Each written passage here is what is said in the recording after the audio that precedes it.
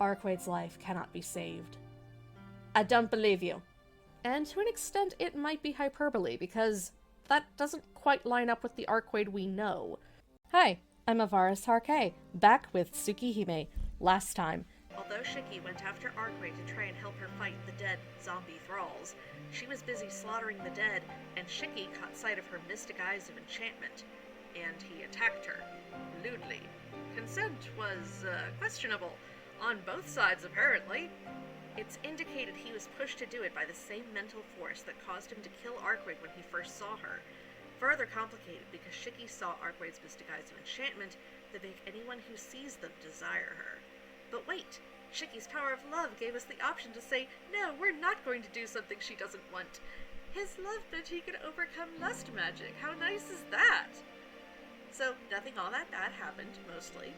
But it just made their budding feelings for each other that much more complicated to navigate. Forget talking about it. So, with that awkwardness, Shiki goes to school in the morning where Shiel-senpai had apparently disappeared, and no one except Shiki remembers her. Wonder if it's because she's a vampire hunter. Nah, couldn't be. Meeting Arcueid again the following night, as promised, Shiki waits for hours. Before it turns out, Arcueid got there before he did. And though they both try to play it cool for a bit, yeah, it's pretty awkward after last time. But then they are attacked, the dead show up and try to take them out, but Shiki and Arcueid make quick work of the zombie interruption, except something's going on with Arcueid and her bloodshot eyes. She seems ready to take a bite out of Shiki, but she also stops. It's intentional, right? They both attacked each other due to supernatural circumstances, but they also stopped themselves before it got too far. The feelings are mutual. But before anything could come of that, when Arcueid stopped, someone else attacks her. Who is this interloper? It's Shiel, the vampire hunter from the burial agency, of course. Fortunately, rather than continuing to attack Arcueid, Shiel is basically here to say ominous things like, "Get back, vampire," and "You have no right to stand beside him." Shiel-senpai, please, leave. I know you're jealous since I quit your route to pursue Arcueid, but you have to understand, I like vampires. But my pleading did nothing, and she eventually drives off Arcueid. Like, she just ran off. And Shiki is unable to follow. Why is their relationship so fraught? This is killing me. So Shiki is stuck. Shiel-senpai has him trapped in place with this kind of shadow ceiling no jutsu. The stakes couldn't be higher. Is Shiel here to hurt us? She sure tried regarding our relationship with Arcueid. And now we can't even run after her. And what if we're attacked by the big bad evil vampire right now? Shiel, I want answers. One of them stands by my feet, pinning my shadow to the ground. You cannot move until that is removed. No matter how hard you struggle, your shadow will struggle just as hard not to separate from you. Stop fooling around, I'll lose her! I grip the blade below me, but no matter what, I can't pull it out. I forgot to mention this, but I'm the only one who can remove it, so please give up. Saying that, she stops in front of me. I glare at her. She takes in my gaze, then sighs. Jeez, really? Why do you go overboard so much, Tono-kun? Senpai? I know. I don't hate her myself, but this is for both of your sakes. I will let you go soon, so please listen to what I have to say for a while. She looks up hesitantly. This is the leisurely senpai I know from school. Is that why? Even though I still can't grasp the situation, I start to calm down. So does she have a split personality, or... I assume this is all explained on her route. That's curious. I'm curious. This is abrupt, so I am prepared for you to hate me. But I have something I have to tell you. I'm very sorry for restraining you like this. Senpai bows her head. She's dressed strange, but senpai is still senpai. It's okay. I'm not angry, so please don't apologize.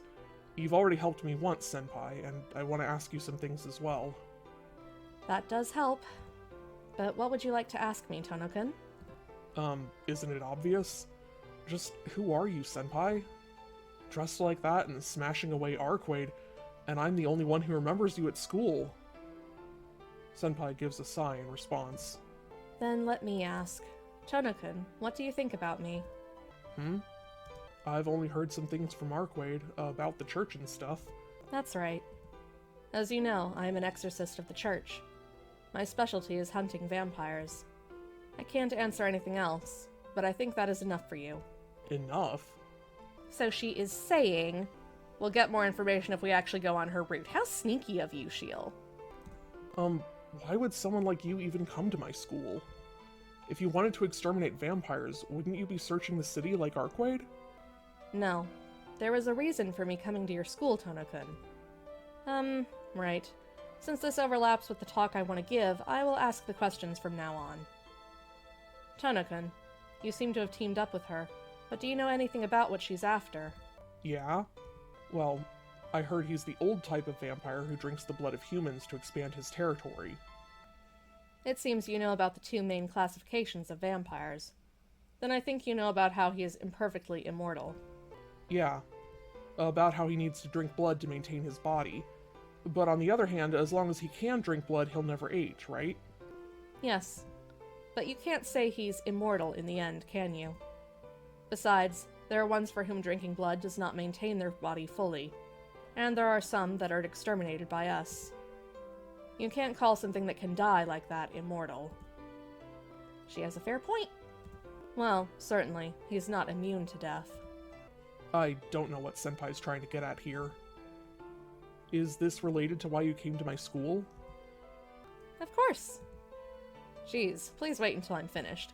Okay, but if you could give me the short version, I'd appreciate it. Exactly, we gotta go chase down Arcueid, which is partially your fault, Shiel. Oh, really? If that's the case, then I'll explain as directly as I can. Senpai seems a little disappointed. Then, a simple explanation. Anyway, the immortality of the vampires known as Dead Apostles is very unstable. For them, it is merely a prolongation of their lifespans, many times that of normal people. A question. Not only are their lifespans long, but they also have unnatural powers. Is there any relation? Not really. Their individual powers are things that they had when they were human, strengthened over hundreds of years. Continuing their studies from their human lives gives them these extraordinary powers. The Dead Apostles each have different goals. What they each decide to study is different. Because of that, there was one who seriously studied immortality. He became immortal, yet he still researched it? Yes. The instant the Dead Apostles become vampires, they assume they have reached the limit of immortality as humans. However, he felt that it was just a degeneration. He did not want something so imperfect, and he wanted to come up with a more perfect immortality. Senpai seems to be more engaged. But, as long as something has shape, it cannot but perish. There isn't anything that can withstand the passage of time. Vampires merely have a resistance higher than that of humans. Anything living internalizes death the moment it is born.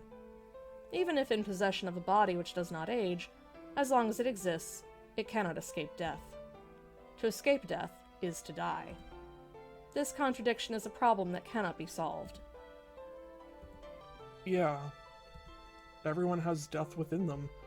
If there is someone who doesn't, then that's probably something that never existed in the first place. Even Arcueid can die during the day. There can't be anything that cannot die in this world. That's the reason, but he concluded that if he could preserve his existence after death, then he would be immortal. It isn't in our doctrine, but it's what you call reincarnation. Even if you die, if you could preserve your sense of self and start over again as a new human, that would be eluding death. Well, when he isn't completely annihilated, he isn't dead, so it's actually not quite eluding death. Reincarnation? You mean if he dies, he will start over as a baby? Yes. While he is alive, he chooses his next host, and when it is born, he transmits all the information of his self. His information stays deep within the baby until it matures, or until it gains its intelligence as its own. As soon as that baby has the intelligence to succeed his self, the baby becomes a new vampire that is him. Wait a minute. What's that? Don't tell me that he does surgery on it while it's in the mother or something like that. No, it's not anything medical. Because the instant his body is destroyed, he reincarnates into the body he chose as his next body. Some same-world isekai stuff going on. Nope, there's a word for that. Like, Flemeth did it. It's actually pretty popular as far as evil villain stuff, as far as body snatching type things. It's essentially body snatching. I said all of his information earlier, but to use simpler terms, think of it as his soul. Uh-huh. Body snatching. Soul moving. That stuff. Yeah. It wouldn't be quite correct to say his soul propagates through the air and takes over someone's body, but it's similar to an electromagnetic wave. And Nasu lost me as usual. In this case, the human brain is what does the transmitting and the receiving. Because brains are radios, okay.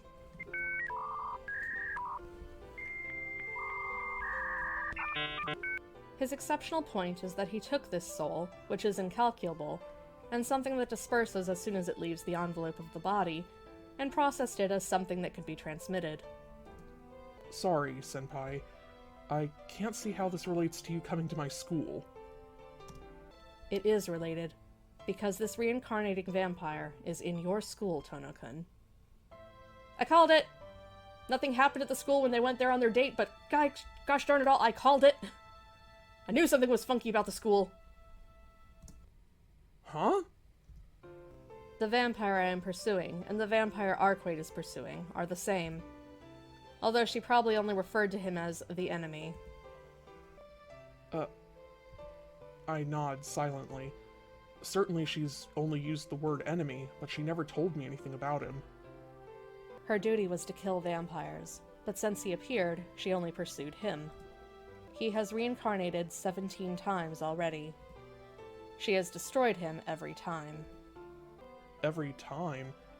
But even if he dies, he will just be reborn, right? Isn't that pointless? Yes. He is killed by her, reincarnates each time, and is killed again by her. That cycle has been repeated over and over. If Arcueid had the power to kill not the body, but the meaning, then this probably would not be happening. Senpai looks down a little, and it seems like she is gritting her teeth. I don't know why. However, it appears that Senpai also has some grudge against the enemy like Arcueid does. Senpai, what kind of vampire is he? He was originally a man, but that can change depending on his body he reincarnates into. The troublesome part of this dead apostle is that his incarnations are hard to find. Because he is properly born as a human baby and has parents. He transforms into a vampire only when he reaches the age where he can do everything at a satisfactory level. Until then, that human shows no hint of being a vampire. But once he awakens, he uses the relationships he gained until that time to blend perfectly into society. I heard that the church detects his presence, usually after a whole town is turned to the dead. Okay. So, sort of like that. Everyone else is already dead. Wait a minute. Well, then this new host, he would never realize he's a vampire until he awakens? Yes, but it isn't like two people sharing one body. The baby born as a human is still him. Depending on its environment, it's a good or bad person. But even that, the instant he awakens, goes away. Quick theory. Shiki? Shiki is the reincarnation? Like, is that... Oh gosh, is that gonna end up being the twist? I don't like that. That makes things difficult to be with Arcueid. Or anyone for that matter. If the main character is also the big bad, doesn't that also kind of destroy the final fight type stuff that they usually do? I'm probably wrong about this. I have to be wrong. But the split personality thing and... Oh no. No. Maybe? Does that mean that Shiel is actually the final boss? I don't know. To sum it up, once he dies, he is reborn into the next body, and once that body gains intelligence, it gains the previous life's self and becomes a vampire. What is it? Just hearing this, it's terribly scary. That's strange. I don't really understand it, but it's strange. Because what you call vampires, they don't just suddenly become vampires, right?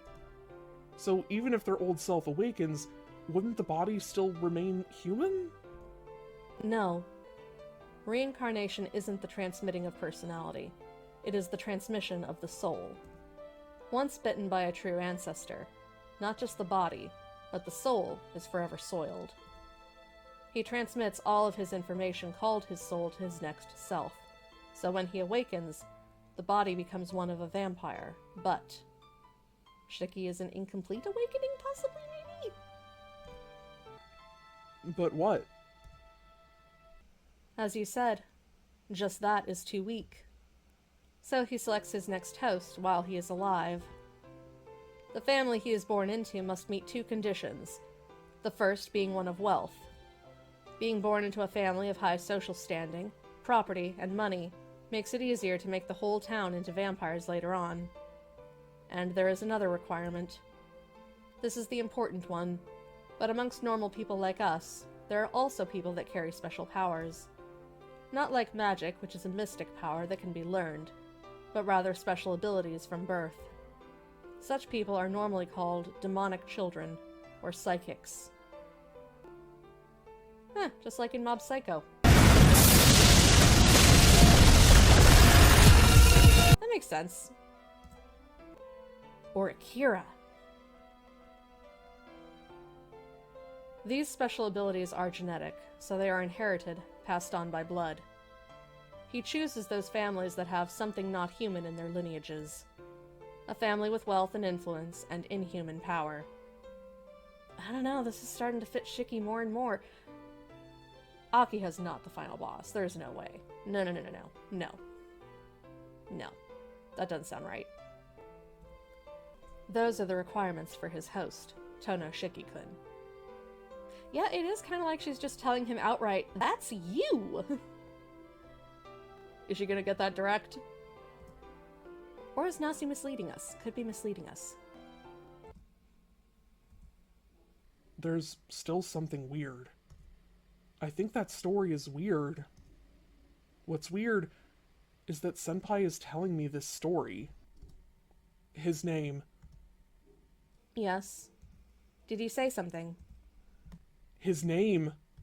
You keep saying enemy and him, but how can I understand that? Can't you tell me his name? I yell at her, not even knowing why I'm angry. She doesn't look fluttered at all. She only looks at me sympathetically. No problem.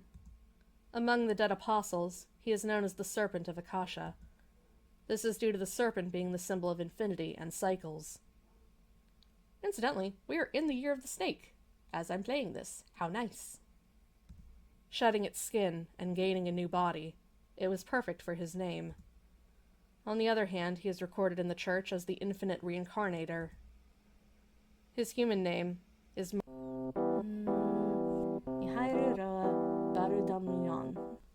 His human name is Michael Roa Valdamyang.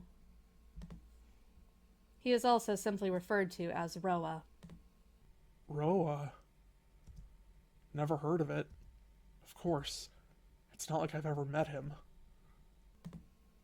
In short, you came to my school because you knew this Roa was there?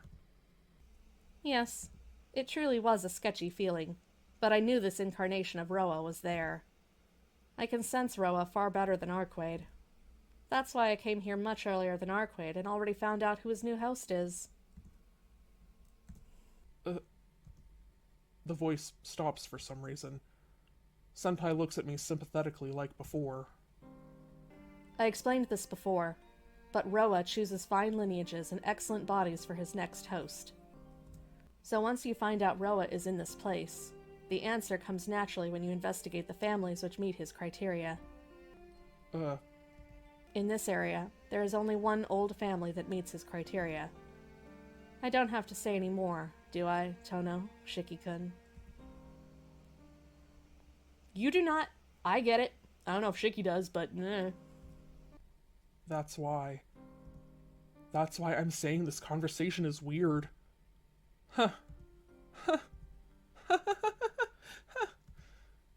I'm the one laughing dryly. What are you saying, Senpai? That can't be. Senpai doesn't answer, almost as if She is saying that I am this Roa's host. But there can be no doubt. The Tono family has something different in its blood. It has power and the latent superhuman ability that Roa needs. The power you used to defeat the dead earlier wasn't human. So this time, Roa's host is unmistakably Tono Shiki. I don't understand. I don't understand a single thing she says. Why? Why can you be so certain, Senpai? What? Because I'm the one who decided all this. She says something I can't understand once more. Fair. I'm actually confused by that statement as well. Shiel, what role did you have in making sure that Roa was Tono Shiki? What? But it's different. You were the one killed, yet you are the one who survived. The one killed survived, and the one who killed is dead. I think all the mistakes began there. She says so as if she's on the verge mentally. Senpai pulls the sword from the ground by my feet. That is all I had to tell you. I'll leave the rest for you to decide, Tono-kun. Leave it to me? But according to your story, To be honest, I don't know either. You are an incredibly ordinary person, like a student you could find anywhere. My intuition has to be wrong, because you are someone who shouldn't be in a world like mine. Okay, seriously cryptic. I can only assume most of this is then cleared up either on her route, or I guess there's just a lot more story revelations to be had. We'll find out soon. Maybe. Eventually. With a sad smile, Senpai leaps an incredible distance from me, as if trying to tell me she's someone else now, an unreachable, far distance. I still can't leave Arcueid alone. Unless I chase after her now, I feel like I'll never see her again. Oh, so you were still here after all, Shiel. Hi. You're going after her, Tono-kun? Senpai's voice returns to the way it was when she drove off Arcueid. An inflectionless voice devoid of emotion. Yeah. Because you're a person of the church, I know she's an enemy of yours. But a lot of things have happened, and I agreed to help her, so I have to look for her. I don't know what she'll do if I leave her by herself. Laughing, as if it was a joke, I tell her, later, and turn around. Please wait. If you go after her, you'll only get killed. You don't know that. You must not see Arcueid Brunstead again. I think you're just jealous. Only get killed? Well, you may not believe me, but she really doesn't suck blood. She's quite a good person, actually. I know. Certainly she hasn't drunk human blood. However, that's at an end. A true ancestor who gives in to the vampiric impulse once can only fall downward from there. My feet freeze in place. Senpai? True ancestor. Vampiric impulse. What do you mean? I mean the desire to drink blood. Tono-kun. The vampires called Deadly Apostles mostly became vampires after a vampire sucked their blood. To preserve their bodies, they need the blood of humans. In other words, they can't escape drinking blood if they want to live. But the ones that were vampires from the beginning are different. The dead apostles were originally humans like us, so maybe you can still call them human. However, if someone was born a vampire, can you call it human? What are you saying, Senpai? I'm asking about Arcueid. This is about her. I won't let you say you never thought about it. If dead apostles become vampires from vampires, there has to be an origin, an existence that is a vampire from the beginning. These vampires that are completely different species from us, we call the true ancestors. Those who don't need human blood and have special powers, equivalent to, no, surpassing the dead apostles. She is a member of the royal family of the true ancestors. Although they don't really have any rank structure, so saying royal isn't quite accurate. So what, Senpai? This conversation, this doesn't have anything to do with me.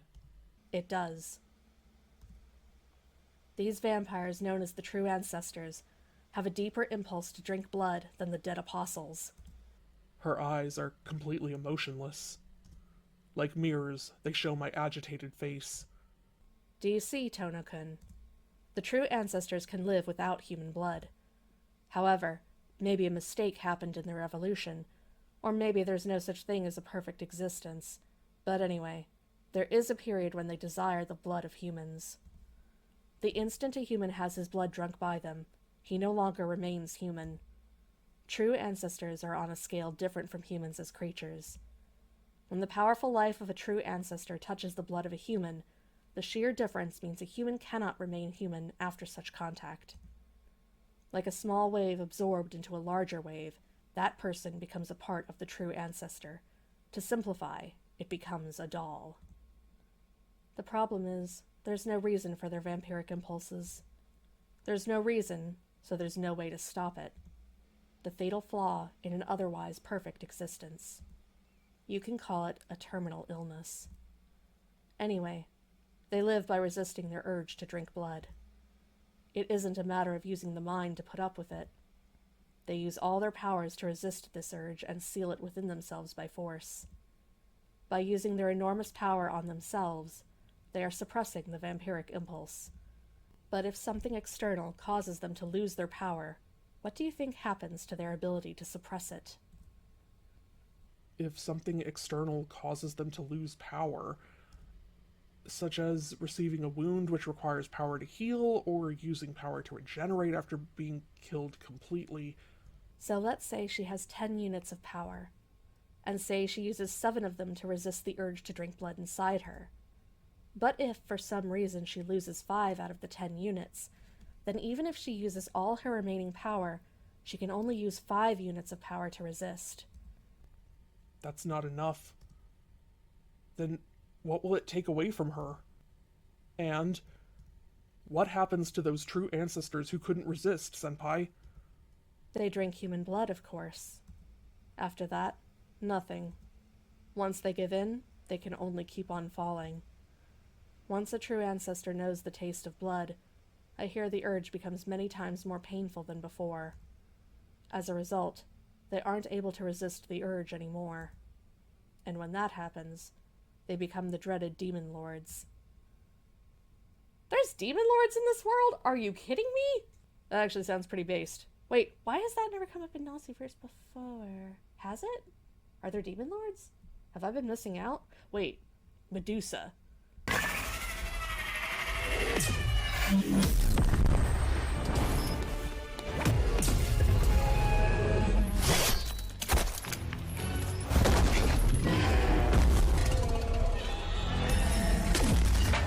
I mean, does Grand Order count? I guess it counts.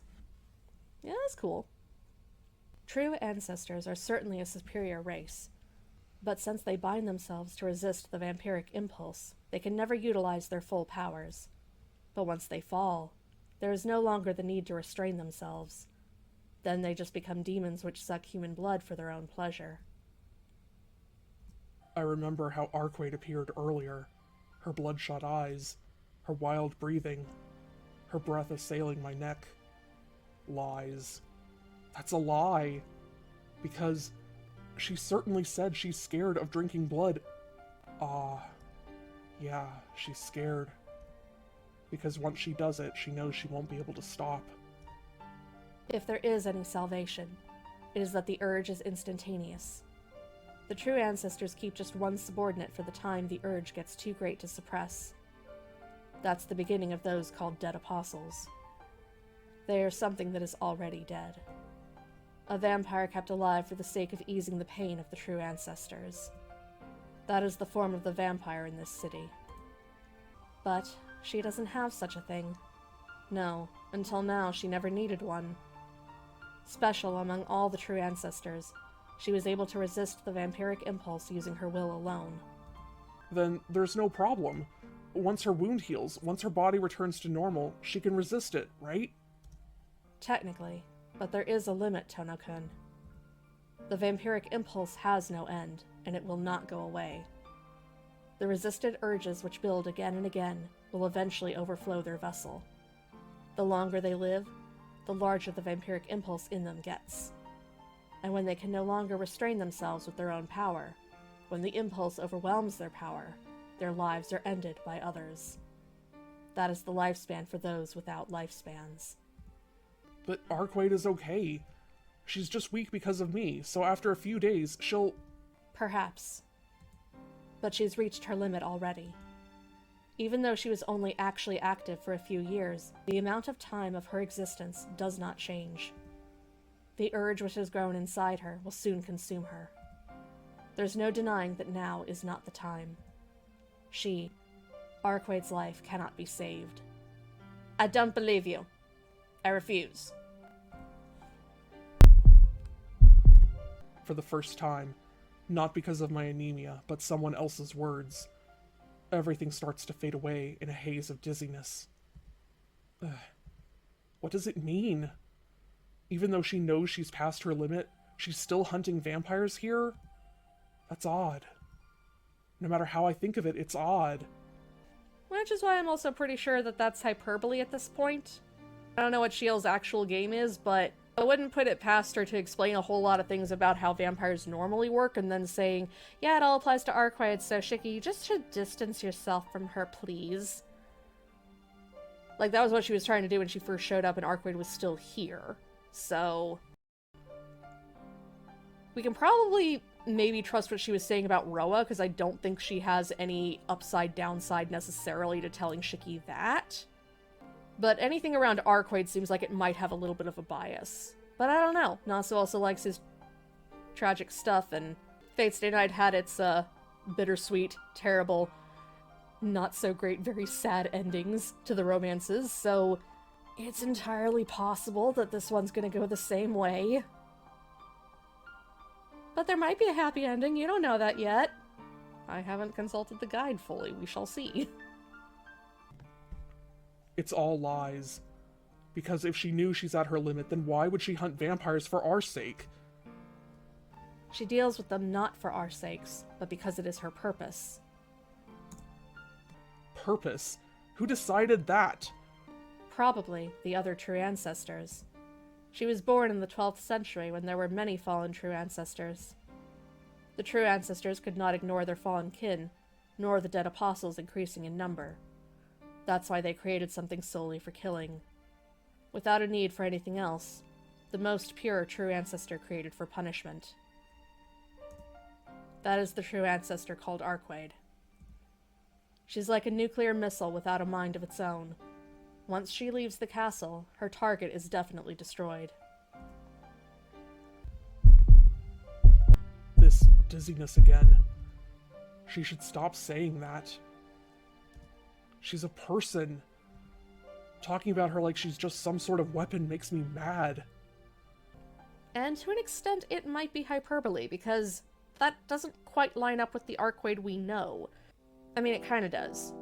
She does have the whole thing about purpose and things being pointless, and might makes right and all that. But she might have a sad backstory, but there's obviously more to her. No, she is a weapon. In the first place, she existed only for that purpose. So it seems there is now something wrong with her. She'll? Lay off. Stop it. No, that is just mean and uncalled for. It is the first time I've seen her talk like that. She never spoke any words before. Huh? Hold on. Never spoke? That's odd. Because she never does anything extra. From long ago, for the past hundreds of years, she has lived that way. Ever since she was born in the old castle amongst the mountains, never changing. My heartbeat, and this dark dizziness. What is this? This unknown scenery, these memories I've never had. They start to fill my vision. The wide castle courtyard. The unadorned grassy field inside the solitary castle. How is Shiki getting these visions? The white girl stares blankly up at the sky. She did not have any extra knowledge or freedom beyond what was needed for her purpose. She only goes outside when her target is determined. She gets taught only the information needed to definitely destroy the enemy. No one is there. No one to talk to. Not even another face to see. After killing her target, and when she returns to the castle, her taught knowledge is washed out and she is taken to sleep. Without knowing anything, nothing other than killing vampires. There's nothing, such as the fun of speaking with someone else, the precious moments of seeing someone else and greeting them. She was excluded from all of it. Her power was strong enough to defeat the fallen true ancestors. But it's ironic. She was so powerful that she was shunned by the rest of the true ancestors. Even while praising her as the princess, no one approached her. Even while giving her a castle, her world was only the dark basement. So there was nothing to give her any feelings.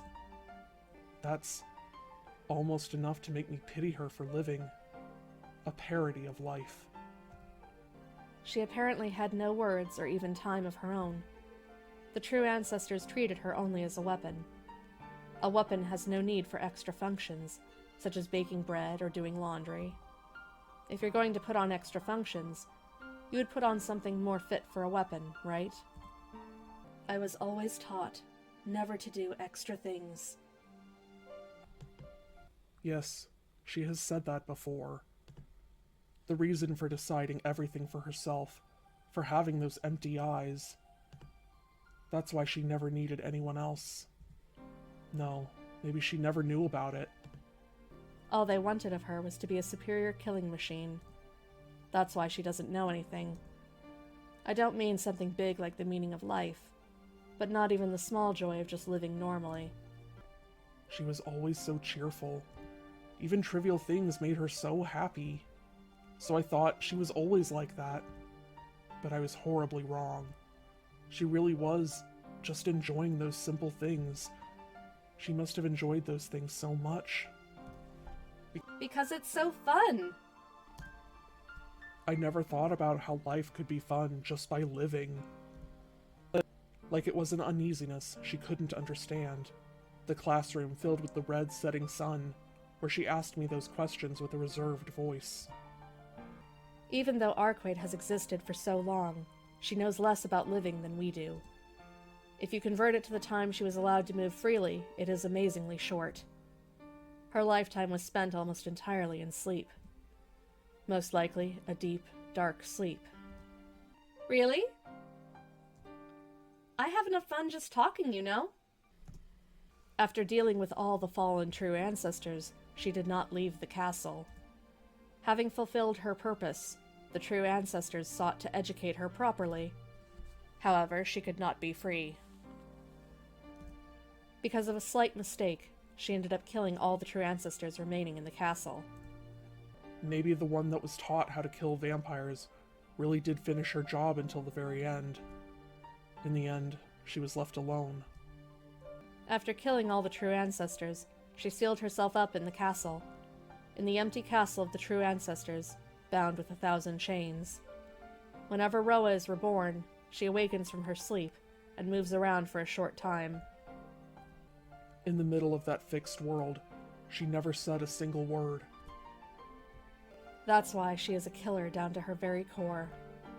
Even though the true ancestors which bound her are now gone, she still wanders around with the sole purpose of killing vampires.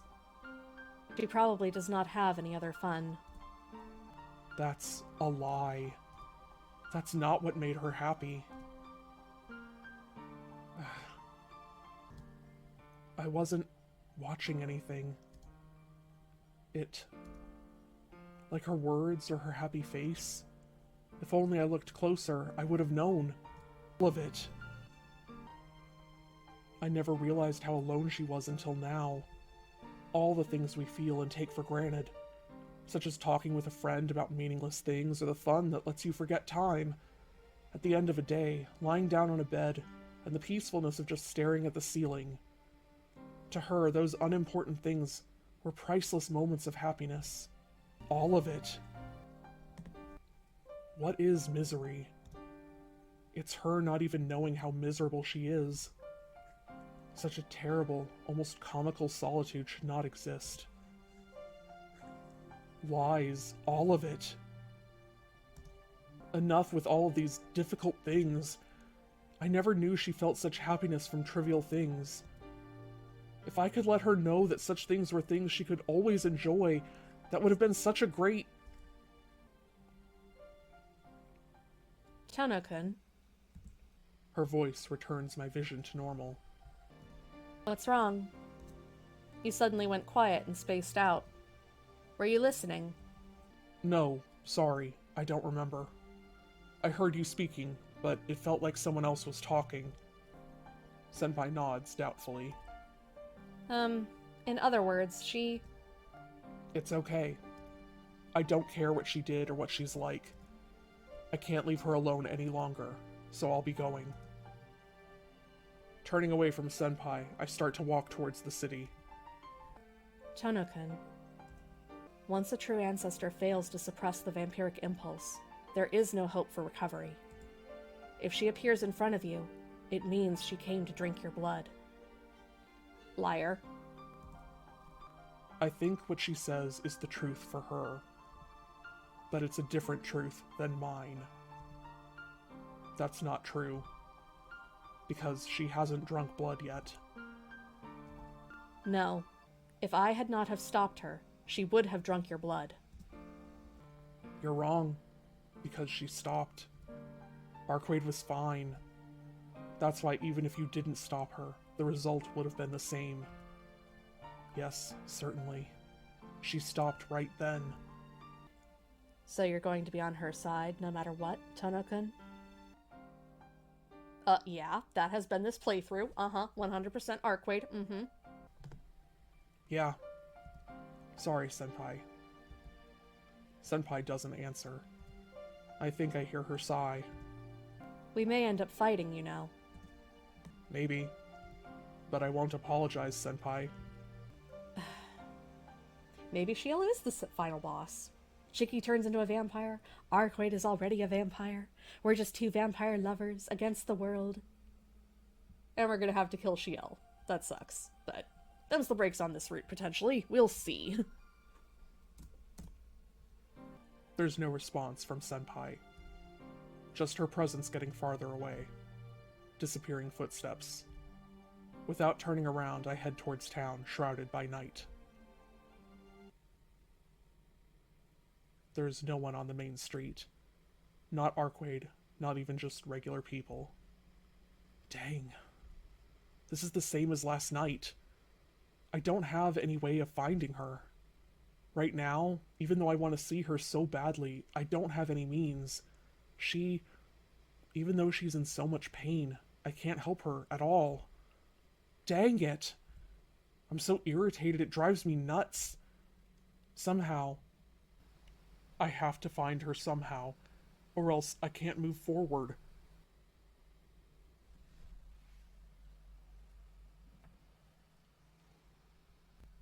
I gasp painfully.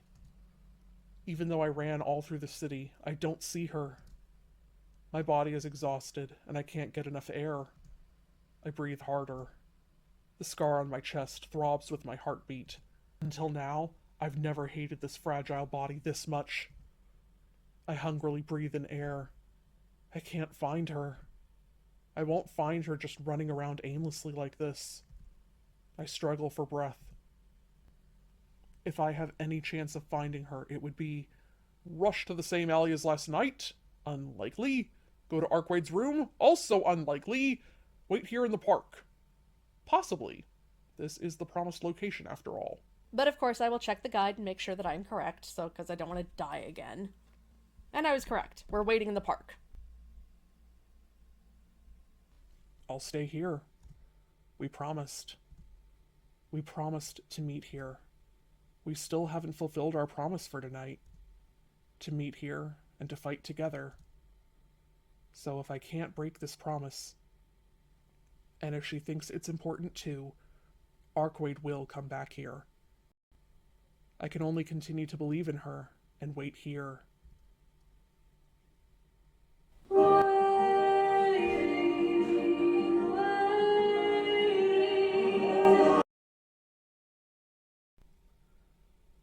Time passes by. The clock ticks mechanically, recording the passing of each second. I feel like I'm drowning. And I'm going to go ahead and call it there for now. Hopefully this is entertaining, and I hope you'll join me next time. Gee, I wonder what will happen. But I hope you have a good one, and thanks so much for watching. Bye!